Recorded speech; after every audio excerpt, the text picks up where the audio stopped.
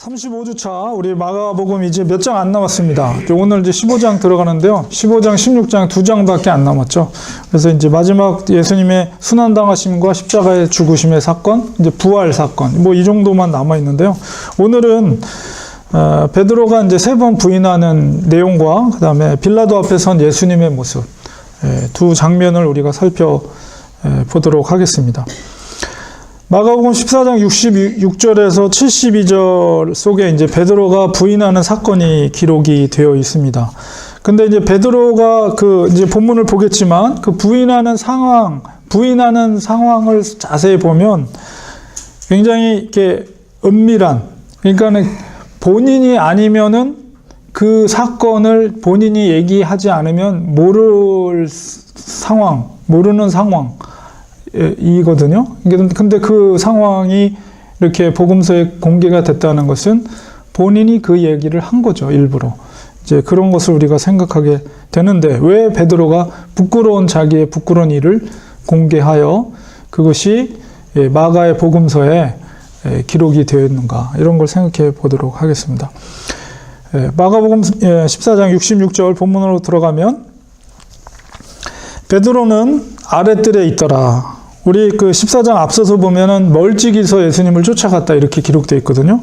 근데 계속 쫓아간 거예요. 근데 이제 아랫뜰에 있더니 이 시간이 maybe 12시를 넘어서 아마 굉장히 짙은 깜깜한 밤중이었으리라고 추정이 됩니다. 멀찍이서 베드로가 쫓아갔는데 그 대제사장이 보냈던 무리들과 함께 뭐 종들도 있었겠죠. 근데 그 중에는 대제사장의 여종이 하나가 있었는데 아마도 베드로를 거기서 목격했던 것 같아요. 예수님을 잡히던 그 상황 속에서 어둡고 물론 횃불 같은 걸 들고 왔었겠죠. 그러나 그 속에서 뭐 정신없죠. 얼굴을 인식하기 어려운 상황임에도 불구하고 이 대제사장의 여종이 분명하게 베드로의 얼굴을 기억하고 있었던 것 같아요. 그래서 베드로는 멀찍이서 예수님을 쫓아가면서 마치 자기는 아닌 것처럼, 제자가 아닌 것처럼 하면서 그 무리들과 함께 섞여서 이제 멀찍이 쫓아간 거죠. 그래서 아무래도 이제 밤중이니까 추웠겠죠. 그리고 이제 불을 지폈던 것 같아요. 베드로가 불 쬐고 있는 것을 보고, 그러니까 다른 종들과 함께 그 틈새에서 자기도 종처럼 이렇게 틈새에서 불을 쬐고 있는 것을 그 여종이 보았습니다. 그리고 말하기를 너도 나사렛 예수와 함께 있었도다. 이렇게 그 여종 하나가 얼마나 보잘것없는 존재예요. 여종이라고 그러면 여자도 보잘것없는데 거기다 종이란 말이에요. 정말 보잘것없던 여자 종 한 명이 그렇게 얘기한 거에 대해서 뜨끔하듯이 베드로가 68절에 부인하여 이르되 나는 내가 말하는 것이 무엇인지, 내가 말하는 게 뭐예요? 예수님 아니에요, 예수님. 내가 말하는 것이 무엇인지 알지도 못하고 깨닫지도 못하겠노라. 얼마나 강력하게 부인하고 있습니까? 자기의 스승이었던, 조금 몇 시간 전만 해도 예수님이 죽어지는 자리에 저는 끝까지 그 자리를 같이 하겠다고 맹세를 했던 베드로가 이렇게 부인하는 거예요. 너가 말하는 것이 무엇인지 알지도 못하고 깨닫지도 못하겠다 하며 앞들로 나갈새 그 자리를 피하려고 이렇게 갔는데 그 여종이 분명히 기억하고 있기 때문에 그를 보고 다시 베드로를 보고 옆에 있는 사람한테 얘기를 한 거예요. 분명히 예수와 같이 있었던 그 사람이 맞다고 이제 옆에 있는 사람들에게 얘기를 했겠죠. 그를 보고 곁에 있는 자들에게 다시 이르되 이 사람은 그 도당이라 하면서 여종이 다시 한번 그 옆에 있는 대제사장들의 어떤 무리들, 종들에게 그 얘기를 한 거예요. 그러니까 또 벌컥 겁이 나서 또 70절에 부인하더라. 2번 부인했죠. 그리고 조금 후에 곁에 서 있는 사람들이, 그리고 이제 곁에 있던 사람들이 보기에 이 베드로가 예루살렘에 있는 사람은 아니고 저기 북쪽에 있는 갈릴리 사람이라는 뭔가 이렇게 특징이 있었던 것 같아요. 갈릴리 사람이라는 억양이라든가 아니면 나름대로 뭔가 뭐 지역이 다르니까 뭔가 다른 특징이 있었겠죠. 우리나라 지방색처럼. 그러니까는 옆에 있던 사람들이 다시 베드로에게 말하되 너도 갈릴리 사람이니? 그 사람이 베드로가 갈릴리 사람이라는 걸 알고 있었어요. 너 갈릴리 사람이니까 분명히 바로 그 당이다. 그 도당이라. 참으로 그 도당이라. 그러니까 예수를 따르는 그 무리다라고 이제 이렇게 얘기를 한 거죠. 그러나 또 베드로가 세 번째 71절에 저주하며 예수님을 저주했겠죠. 예수님의 이름을 저주하면서 또 스스로 맹세하되 나는 너희가 말하는 이 사람이 누구예요? 예수님이죠. 이 사람을 알지 못하노라. 얼마나 강력하게 베드로가 부인하고 있어요. 노골적으로. 그렇게 할 때 닭이 곧 두 번째 울더라. 이 시간이 이 세 번 동안 부인하는 시간이 얼마나 긴지는 모르겠어요. 뭔가 시간적인 차이가 있었겠죠. 어쨌든 그 세 번의 부인을 하고 나자 72절에 닭이 곧 두 번째 울더라. 닭이 우는 시간이니까 아마 거의 이른 새벽, 굉장히 이른 새벽이었겠죠. 이에 베드로가 예수께서 닭 우는 소리를 들으니까 그때서야 비로소 예수님께서 자기에게 얼마 전에 몇 시간 전에 자기에게 얘기했던 그 얘기가 생각이 나는 거예요. 예수께서 자기에게 하신 말씀 곧 닭이 두 번 울기 전에 내가 세 번 나를 부인하리라 하심이 기억되어 그 일을 생각하고 울었더라. 누가복음에 보면 통곡했다 이렇게 기록되어 있어요. 얼마나 그 닭의 울음소리가 베드로에게 있어서 양심의 어떤 아주 그 찔림이 강력한 찔림이 되었겠죠. 불과 며칠 전도 아니고 바로 몇 시간 전에 자기의 스승이었던 예수님이 자기에게 했던 그 말이기 때문에 그리고 자기가 얼마나 강력하게 예수님을 저주하면서 부인을 합니까? 이 모습 사실 베드로에게 있어서는 이 평생 짊어지고 간 짐이에요. 그러니까 우리가 어떤 죄를 저질렀을 때, 큰 죄를 저질렀을 때 우리가 회개를 하고 당사자가 용서를 한다고 하더라도 자격지심, 내 마음속에 내 죄에 대한 어떤 죄책감이 계속 머물러 있잖아요. 그러니까 베드로에게 있어서는 이 예수님을 저주하며 부인한 이것이 죽는 그 순간까지 물론 주님이 자기를 용서해 줬다 하지만은 자기의 무거운 짐처럼 항상 그를 힘들게 했었던 사건이 바로 이 사건입니다. 근데 이 사건을 사실 본인이 얘기를 안 했다면 그냥 묻혀버릴 수 있는 사건임에도 불구하고 이게 사복음서에 다 기록되어 있거든요. 이것은 베드로가 일부러 노골적으로 그러니까 30년이 지난 이후에 이제 마가를 통해서 증명이 된 거지만은 이미 다 얘기를 했다는 거죠. 이미 그 당시 마가복음이 기록될 당시라면 대사도 베드로의 어떤 리더십에 큰 상처가 될 수 있는 사건임에도 불구하고 그것을 노골적으로 자기가 일부러 이 사건을 노출을 시킨 거죠. 자, 그 이유가 뭘까요? 베드로가 왜 그거를 스스로가 그것을 밝혔을까요? 사실 여기서 그냥 끝나버린다면 베드로가 여기서 끝나버린다면 가룟 유다와 같이 그 인생은 그냥 실패된 삶으로 살 수밖에 없는 똑같죠. 가룟 유다가 먼저 예수님을 팔 생각을 하고 돈을 받아서 예수님을 팔았지만 사실 다를 바가 없죠. 예수님 그 저주하면서 부인하는 베드로의 모습 보세요. 다를 바가 없어요. 가룟 유다랑.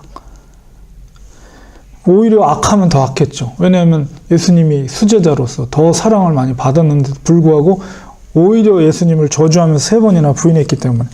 그런데도 불구하고 베드로가 이 사건을 공개를 한 것은 그 이에 부활하신 3일 후에 부활하신 죽은 지 3일 만에 부활하신 예수님께서 제일 먼저 만나준 제자가 누구냐면 바로 베드로예요. 베드로. 마가복음 16장 7절, 그 다음에 고린도전서 15장 45절, 4절 5절에 보면 이제 사도 바울이 고백 속에서 자기도 예수님을 만났다라는 이야기를 하는 내용 속에서 제일 먼저 게바에게 보이시고 그러면서 나중된 나에게도 예수님 보이셨다 이 얘기를 하거든요. 거기서도 분명하게 제일 먼저 부활하신 예수님이 누구에게 보이셨냐면 게바 베드로에게 먼저 보이셨어요. 그래서 예수님께서 부활하신 예수님이 그 제자들 중에 왜 유독 베드로에게 먼저 보이셨는가? 이것은 너 왜 다굴 때 나를 3번 부인해서 나무라기 위해서 예수님이 그를 만나 주신 것이 아니라 그를 품으신 거죠. 그에게 갖고 있었던 죄의식, 스승님을 저주하며 부인했던 그 죄의식에 대해서 내가 너를 품어준다. 그 의미가 담겨져 있는 것이죠. 그리고 요한복음에서 이제 마지막 부분에 보면 갈릴리 호숫가에서 요한의 아들 시몬아, 너가 나를 사랑하느냐? 3번 물으시죠. 그것도 제가 지난번 설교 시간에 말씀드린 것처럼 3번 사랑을 물어보신 것은 바로 베드로의 마음속에 있었던 3번 주님을 부인했던 것에 대한 그것에 대한 용서, 그것에 대한 품어주심을 확인하는 질문이라고 이렇게 우리는 생각할 수가 있습니다. 그렇기 때문에 그가 만약에 그 다굴었을 때 그 처절함, 자기의 그 죄책감에서 끝나버렸다면 아마 실패된 인생이 되었을 거예요. 그러나 부활하신 주님께서 자기를 만나주시고 자기의 그 허물을 덮어주시며 용서하시며 내 양을 먹이라, 내 양을 치라 하면서 목양의 사역을 자기에게 맡겨주신 하나님 주님의 그 사랑과 은혜가 너무 크기 때문에 나의 부끄러운 모습을 많은 사람들한테 알려진다 할지라도 주님의 그 사랑을 내가 전하지 않을 수 없다라는 마음이 있었기 때문에 부끄러운 자기의 모습이지만 그거를 노출시킨 거예요. 그리고 알리고 그 은혜가 더 크기 때문에 내가 받은 은혜가 너무 크기 때문에 나의 부끄러운 이 모습 속에서도 주님이 나를 사랑해 주셨다. 나를 덮어주셨다. 나를 품어주셨다. 그거를 얘기하는 거죠. 부활의 주님에 대해서 그 사랑, 그 크신 사랑을 이 사건을 공개함으로 인해서 주님의 크신 사랑을 증거하고 있는 것입니다. 그리고 이제 15장으로 넘어가게 됩니다. 15장에 드디어 이제 빌라도 앞에 서게 되는데요. 15장 1절에 보면 새벽에 대제사장들이 즉시라는 말이 표현되어 있죠. 장로들과 서기관들 곧 온 공회와 더불어 의논하고 이 시간은 굉장히 급박하게 진행이 되고 있어요. 그러니까 목요일 밤에 붙잡아서 그 12시를 넘어서 계속 일이 진행되고 있는 거예요. 그 새벽에 이르기까지.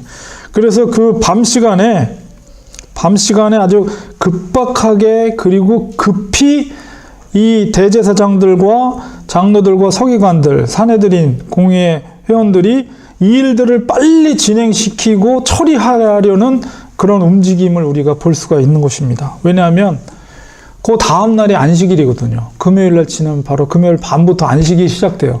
그러니까 안식일이 지나게 되면 안식일 날은 아무것도 못 하잖아요. 그러면 이 사건이 계속 퍼져나가게 되면 그래도 예수를 따르던 추종자들이 이 이야기가 퍼져나가게 되면 어떻게 될지 자기들이 드라이브 할 수 있는 상황이 어떻게 될지 알 수가 없기 때문에 최대한 빠른 시간 안에 이 일을 처리해 버려야 되는 거예요. 그래서 그 밤 사이에 이미 결정을 하고 예수를 결박하고 끌고 이제 새벽 시간에 빌라도에게 넘겨줍니다. 빌라도도 아마 새벽에 막 웅성웅성하고 사람들이 막 몰려오니까 일어났겠죠. 그래서 빌라도에게 이제 예수를 넘겨주죠. 왜냐하면 그 사람을 재판하고 사형할 수 있는 권한이 이제 사내들인에게 없었기 때문에 빨리 빌라도에게 압력을 넣어서 예수를 죽이고자 십자가에 죽이고자 하는 그런 일을 급하게 진행하고 있는 것입니다. 그래서 이제 빌라도에게 예수님이 넘어왔어요. 그리고 2절에 빌라도가 묻되 여러 가지 말로 이제 고소를 했겠죠. 대제사장들이 일단 이제 제일 문제가 되는 질문을 던집니다. 내가 유대인의 왕이냐? 이 질문을 하자 예수님께서 대답하여 이르시되 내 말이 옳도다. 이렇게 한글로 표현되어 있지만 내가 말하였도다. 내가 말한 대로다. 이런 이제 헬라어 원어는 그런 의미를 내가 말했다. 그러니까 더 붙이지도 않고 너가 말한 그대로다. 그런 의미의 헬라어를 사용하고 있어요. 그리고 대제사장들이 와서 여러 가지로 고발하는지라 뭐 여러 가지 말들 나왔던 것들을 계속 이제 얘기를 했겠죠. 빌라도에게. 빌라도가 또 물어 이르되 아무 대답도 없느냐. 그런 여러 가지 고소, 여러 가지 문제 제기를 하는데도 불구하고 예수님은 침묵하고 계세요. 너가 말했도다. 그 한마디 하고 아무 얘기도 안 하세요.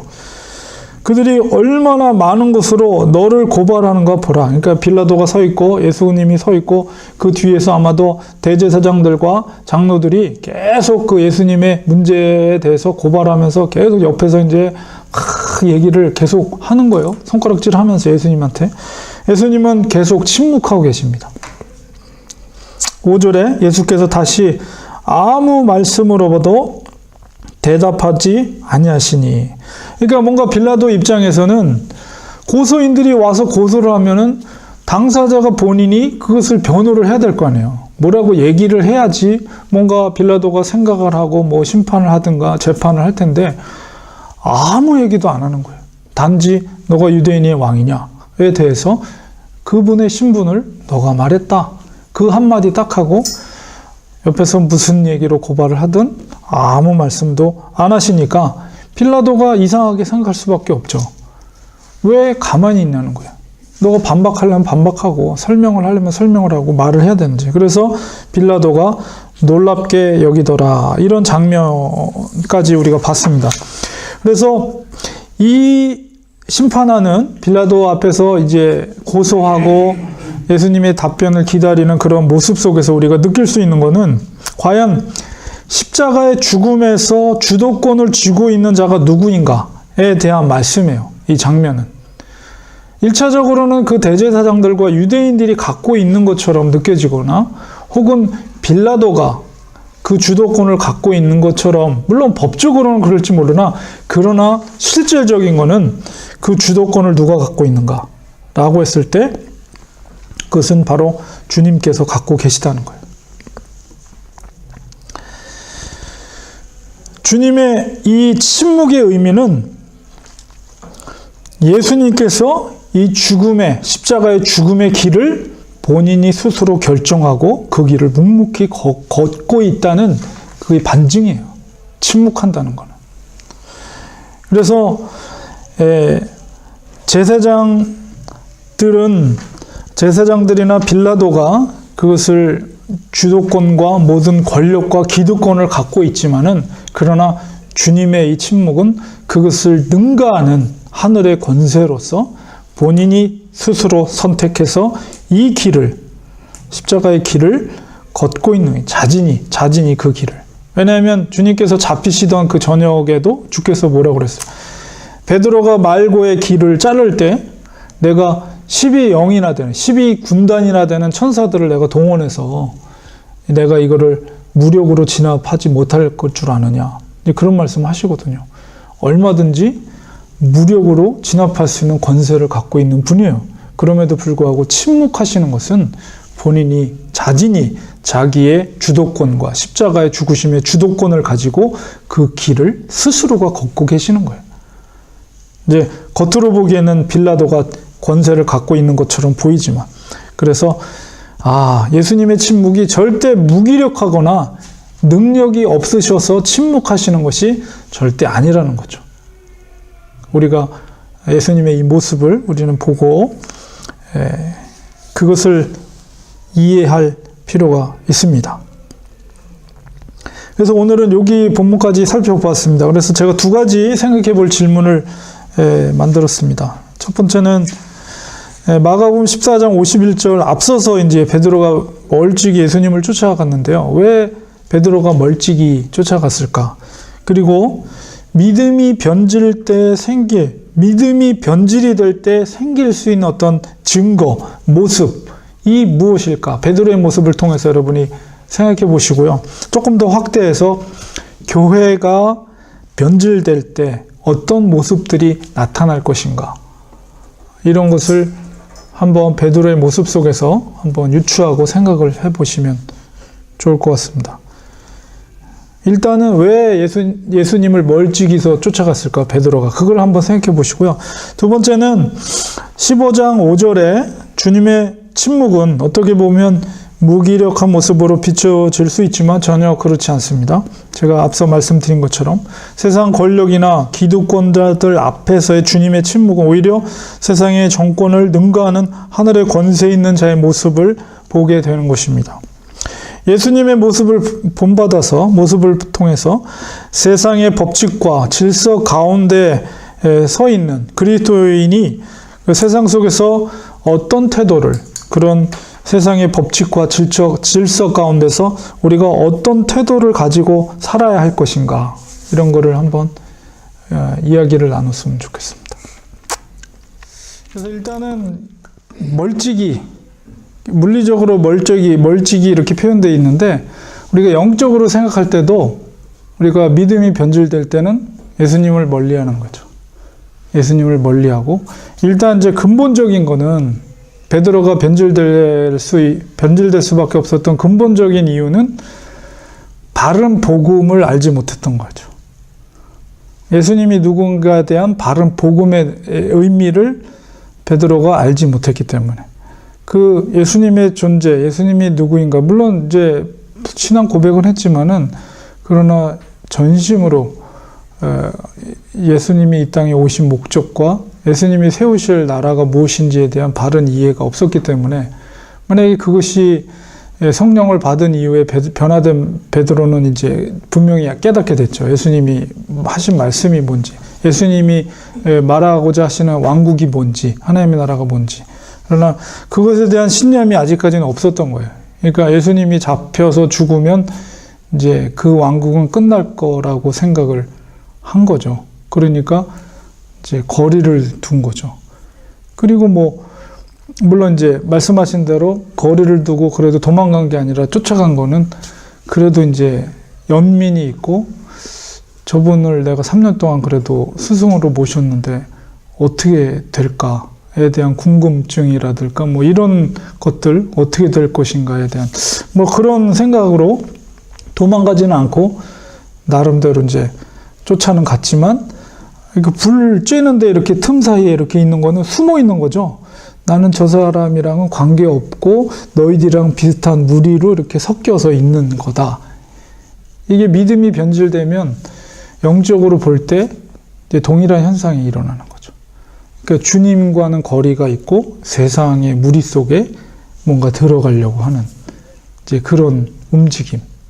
교회도 역시 확장, 그 교인을 확장시키면 이제 동일한 거죠. 그러니까 복음의 본질, 주께서 교회를 향해 원하시는 뜻, 이런 것보다는 뭔가 그런 거는 힘든 거예요. 그런 십자가를 지는 일은 힘든 거예요. 싫은 거예요. 그리고 뭔가 자기 안전, 나의 유익을 구하는 교회가 돼버리면 그 교회는 이제 변질되기 시작하는 거죠.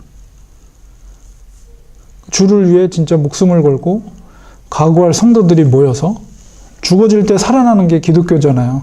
근데 그거를 부인하고 나의 안전과 나의 가족의 안전, 나의 편안함, 이것에 더욱더 마음을 쏟고 나의 헌신이나 죽어짐에 대해서는 외면해버리는 거.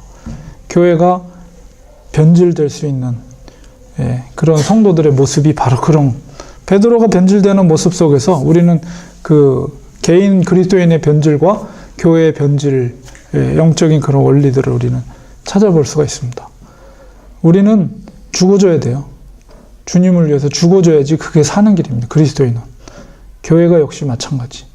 주를 위해서 죽어질 때 세상 사람들이 보면 죽는 것처럼 보이지만 주님이 그렇게 말씀하셨으니까요. 나를 위해 버리고 나를 위해 죽어질 때 그 속에 영생이 있고 생명이 있다. 교회가 추구해야 될 것은 바로 그것을 잃어버리면, 그 색깔을 잃어버리면 이거는 그냥 교회가 아니라 그냥 친목단체가 돼버리는 거죠. 자기의 유익을 구하는 친목단체. 종교가 자기의 배지가 되는 거예요.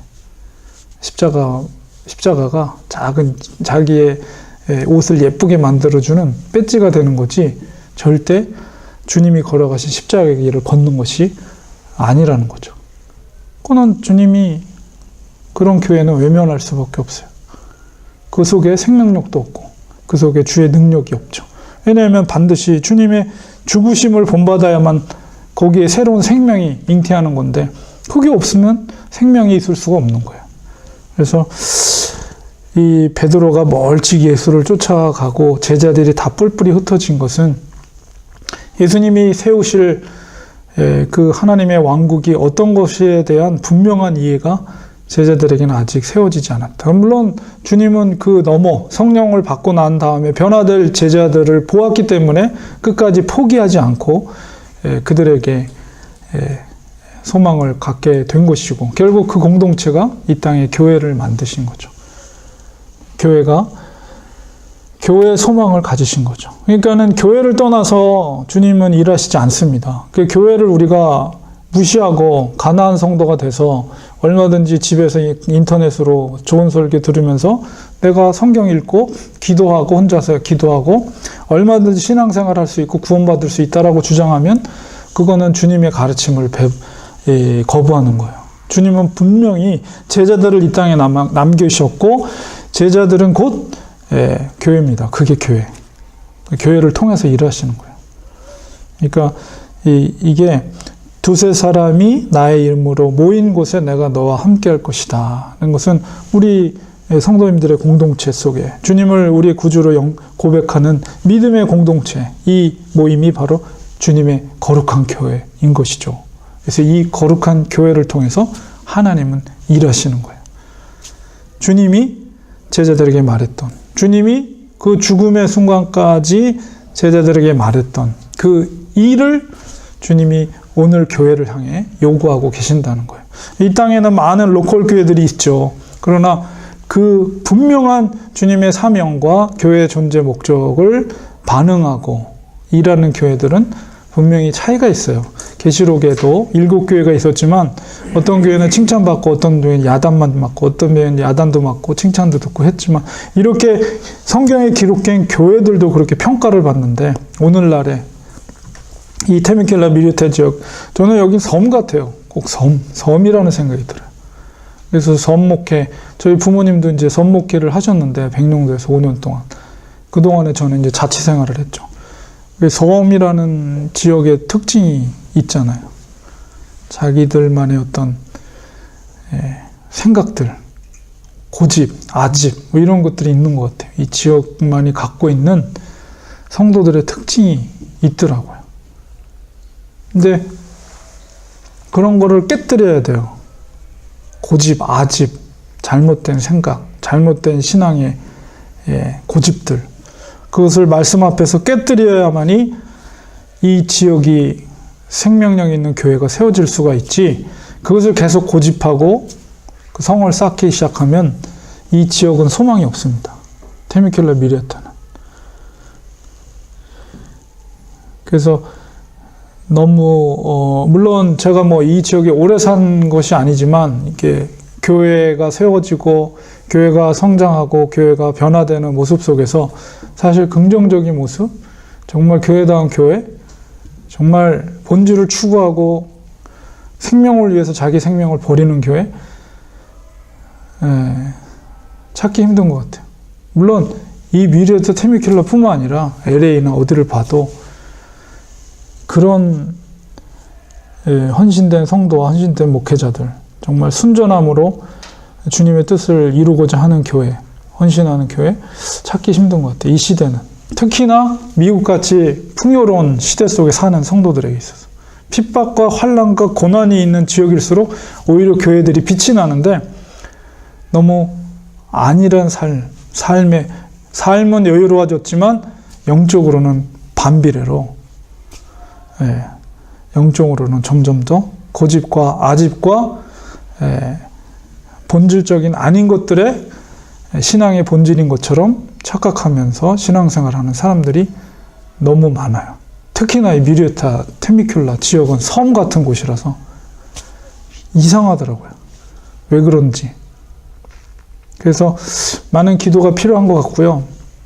한 분 한 분이, 목회자뿐만 아니라 성도들 한 분 한 분이 복음과 말씀 앞에서 민감하게 반응하지 않으면 능력을 발휘할 수 없는 그런 영적인 그런 곳이 이 지역이라는 생각이 들어요. 그래서 우리가 다른 데 보지 말고 정말 예수 그리스도를 바라보고 복음을 바라보고 말씀을 집중하고 또 기도하면서 정신 똑바로 차리고 우리가 신앙생활을 하지 않으면 그냥 흐지부지 교회로서의 역할을 못하고 흐지부지 그냥 자기의 편의 아니면 자기의 편안함, 자기의 안식, 자기의 번영만을 추구하는 교회로 전락해버리고 만다. 주님이 이 땅에 사는 시간은 결코 길지 않은 것 같아요. 제가 생각하기엔 우리 어르신도 계신데 제가 50평생밖에 살지 못한 짧은 인생이지만 길지가 않은 것 같아요. 인생이라는 게 길지가 않은 것 같고 어느새 저는 믿겨지지가 않거든요. 물론 이제 우리 최현복 집사님은 벌써 70 이렇게 넘으시면 더 그러시겠지만 인생이 결코 길지 않다. 우리가 정신 똑바로 차리고 주님 앞에 설 거를 우리가 그걸 준비하면서 살아가는 인생이 돼야지 우리가 이 땅에다가 너무 마음을 뺏기면 안 되고 자녀들에게 너무 많이 뺏겨도 안 되고요. 정말 내 자신이 하나님 앞에 섰을 때 그것을 미리 생각하면서 내가 살아가야 된다 생각이 듭니다. 그래서 베드로의 변질을 통해서 그리스도인의 변질, 교회의 변질까지 우리가 생각해 봤습니다. 두 번째 질문은 예수님의 그 침묵의 의미 제가 말씀드렸습니다. 그거는 세상의 정권이나 기득권을 뛰어넘는 하늘의 권세로서 본인이 직접 그 십자가의 길을 당신께서 주도권을 가지고 그 길을 걸어가는 주님의 모습이에요. 예수님의 침묵이. 자, 그렇게 볼 때 우리 그리스도인들이 우리가 이 세상 속에 살아가는데 세상의 법칙과 질서 가운데 우리가 살아가요. 근데 그 가운데 있을 때 우리가 세상 속에서 어떤 태도와 자세를 가지고 살아가야 될 것인가? 라고 했을 때 박지사님 한번 얘기해 보세요.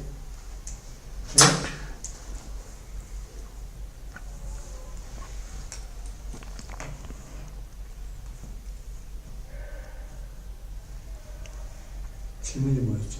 질문이 제가 종이가 없었고. 네. 없으세요? 뒷장이 안 나오셨구나. 죄송합니다. 진작 말씀하시지. 그 없는 거를 하얀 종이를 그냥 보고 계셨어요. 그 예수님의 그 침묵의 의미를 제가 설명드렸는데요. 우리가 예수님의 그런 모습 속에서 우리가 이 땅에서 미국이라는 땅에, 저희들은 미국이라는 땅에 살지만 이 땅에 법칙이 있고 질서가 있잖아요.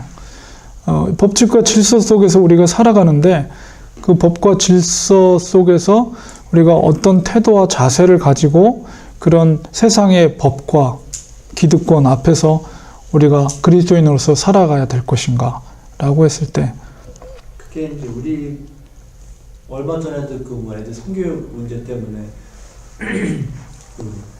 특히 교회 다니는 부모들이 애들 학교 보내지 않고 저희도 안 보냈습니다. 철회하기 위해서 그런 행동들을 했잖아요. 일단 그런 것 때문에 저희한테는 그 하늘의 법, 하나님이 우리에게 주신 법과 예수님 우리에게 하라고 하신 그런 것들이 이런 세상의 법이나 이런 것들보다는 위에 있지 않을까. 항상 모든 결정을 할 때 그것을 위주로 결정을 하고 세상의 것들이 지금 점점 더 악해지는 법들도 많고 법 같지 않은 법들도 많고 그런데 그런 기준을 삼는 게 우리는 이제 하나님의 법과 예수님의 그런 우리에게 가르치신 그런 거를 기준으로 해서 모든 것들을 아이들한테도 그렇고 우리 자신도 그런 거를 기준으로 해서 살아야 되지 않나 생각.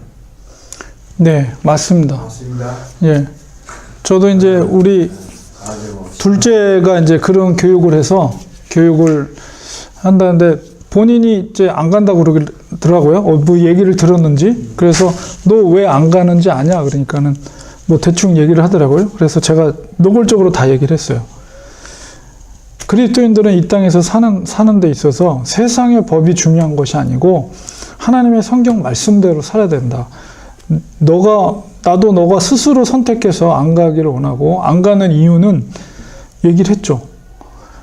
이 캘리포니아에서는 동성이 결혼하는 것을 인정하고 또 그래서 학교에서는 동성이 결혼하는 걸 인정하기 때문에 성교육도 동성이 하는 방법이나 이런 것들을 청결하게 할 수 있는 교육들을 실시한다. 그것에 대해서 우리는 성경이 그것을 죄라고 명했고 우리 아무리 법적 세상 법이 거기서 통과됐다 할지라도 우리는 하나님의 법을 따르는 사람이고 성경을 따르는 하나님의 절대적인 기준으로 따르기 때문에 세상이 법으로 결정했다 할지라도 우리가 그것에 대해서 저항하는 의미 속에서 학교를 안 가는 거다. 학생이 학교를 빠지는 것은 정말 그거는 큰 자기의 권리를 포기하면서까지 저항하는 거다. 너가 분명하게 너가 그런 생각을 가지고 너가 성인이 돼도 이런 문제가 있을 때 끝까지 저항하고 싸워야 된다. 그럴 거냐? 자신 있냐? 그러니까 고개를 끄덕끄덕거리더라고요. 그래, 또 잘 결정했고 너의 뜻을 나도 받아들여서 학교 가지 말라고.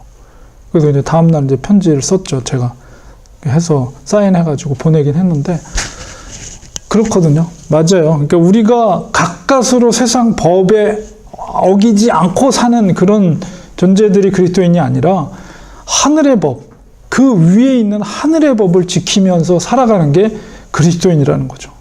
내가 감옥에 갇히는 한이 있더라도 만약 하나님의 법이 그것을 아니라고 했을 땐 저항하고 거기서 들어갈 수 있는 그런 담대함을 가지고 살아야 된다는 그리스도인이 세상 가운데서. 하나님은 그걸 보시거든요. 무엇을 쫓으는지, 어떤 원리와 법칙을 따라 사는지. 그래서 이제 그 의미 속에서 이제 오늘 예수님의 그 침묵을 통해서 예수님이 무기력하거나 그의 어떤 기득권 앞에 굴복한 모습이 절대 아니라는 거죠. 그 하늘의 법을 따라 하나님이 스스로 그 십자가의 길을 그 주도권을 갖고 행하고 계신 거예요. 그러니까 우리 그리스도인들도 세상의 법에 가까스로 나 어기지 않고 이것만 지켰으니까 나는 문제 없어가 아니라 주께서 우리에게 산상수훈에 말씀하셨던 정말 지키기 어려운, 감당하기 어려운 그런 새로운 율법을 우리에게 가르쳐줬잖아요. 사실 인간적으로 가능합니까? 원수를 사랑한다는 게? 예? 구약에는 간음하면은 그게 증거로 죽이거나 그랬지만은 속으로 생각만 해도 간음한 거나 마찬가지다. 형제를 미워하는 것도 살인한 거나 마찬가지다. 이런 법을 주께서 우리에게 요구하고 계시잖아요. 그런 걸 생각할 때 아이들에게나 우리 자신들도 정말 하나님이 기뻐하시는 삶의 원칙이 무엇인가 라고 했을 때 하나님의 말씀의 기준에 따라서 우리가 살려고 노력하는 것이 그리스도인이다 라는 것을 예수님의 이 침묵을 통해서 우리가 깨닫게 되는 거죠. 그래서 하나님 앞에 떳떳한 사람, 세상이 감당할 수 없는 그리스도인으로서 살아가는 거죠. 그렇기 때문에 우리가 끊임없이 말씀 앞에서 끊임없이, 근데 그게 가능한 거는 우리가 혼자가 아니고 우리 속에 예수 그리스도 영이신 성령님이 함께 하시기 때문에 주께서 우리에게 요구하시는 거예요. 성령님, 하늘과 연결된 그 거룩한 영이신 하나님의 영이 우리와 함께 하시기 때문에 그것을 할 수 있는 능력을 우리가 그분께 의탁하고 우리가 굴복할 때 그 속에서 능력이 오는 거예요. 원수까지 사랑할 수 있는 마음이 생기고, 스테반 집사님이 원수를 향해서 기도했던 것이 그분의 의지의 힘이 아니라 성령의 능력으로 그것을 할 수가 있었던 거죠. 그렇기 때문에 주님이 우리에게 요구하시는 것들도 역시 내 자아를 죽이고 내 속에 계신 하나님의 영이신 성령님께 간구하며 도움을 구하고 그분께 부복할 때 그 속에서 하늘의 권세, 능력이, 그래서 세상의 기득권이 아니라 내 스스로가 십자가의 길을 갈 수 있는 능력이 거기서 생기는 거죠. 바로 그래서 주님의 이 모습 속에서 그리스도인이 이 땅에서 살아가야 될 길이 무엇인가, 이것이 무엇인가를 우리가 다시 한번 생각하게 됩니다. 네. 그래서 다음 주 본문 속에서 질문 한번 읽어주실래요? 두 가지. 다음 주. 마가복음 15장 11절에 예수님 대신 바라바를 놓아달라고 했던 자들은 누구라고 생각하십니까?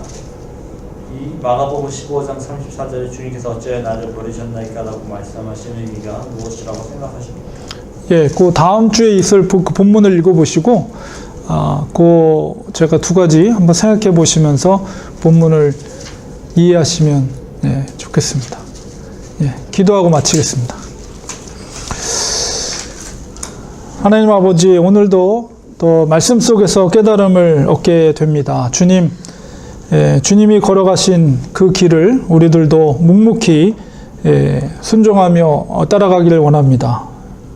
협착하고 좁은 길이지만, 고난의 길이지만 그 길 끝이 생명의 길이 영생의 길임을 우리가 말씀을 통해 깨닫고 있습니다. 주님, 그 길을 걸어갈 때 주께서 능력을 주시고 우리와 함께 하신 성령 하나님께서 권능으로 임하여 주셔서 그 길을 오히려 기쁨으로 감사함으로 걸어가는 우리들 되게 하여 주시고, 세상의 법 앞에서 우리가 당당하게 하늘의 법, 하늘의 권세를 가지고 살아갈 수 있는 능력 있는 그리스도인들이 될 수 있도록 주님 도와주시옵소서. 예수님의 이름으로 기도드리옵나이다. 아멘.